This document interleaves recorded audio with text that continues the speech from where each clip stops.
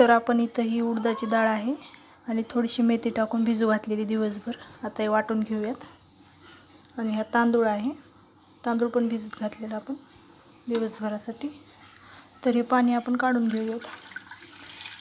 तर हे पाणी आपण तोंड धुण्यासाठी वापरू शकतो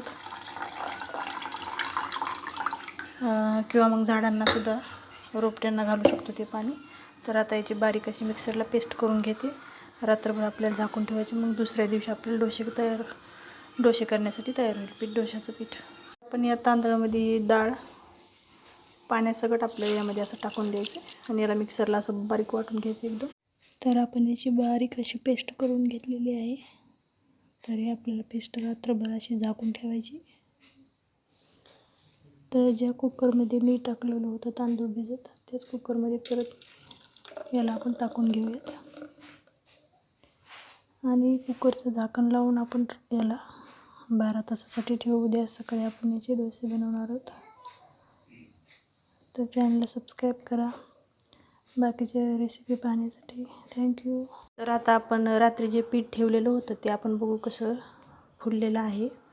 आपल्याला याचे डोसे बनवायचे त्यासाठी.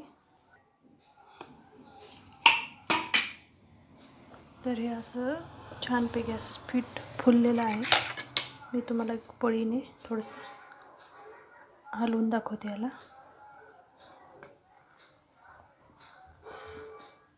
असं छान असं जाळीदार पीठ फुललेलं आहे. आपण कुठल्याही तांदळाचे डोसे केले तरी चालतं.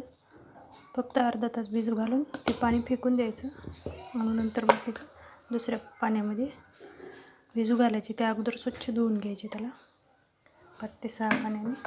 हे पहा असं छान असं पीठ फुललेलं आहे, मऊसूद असं.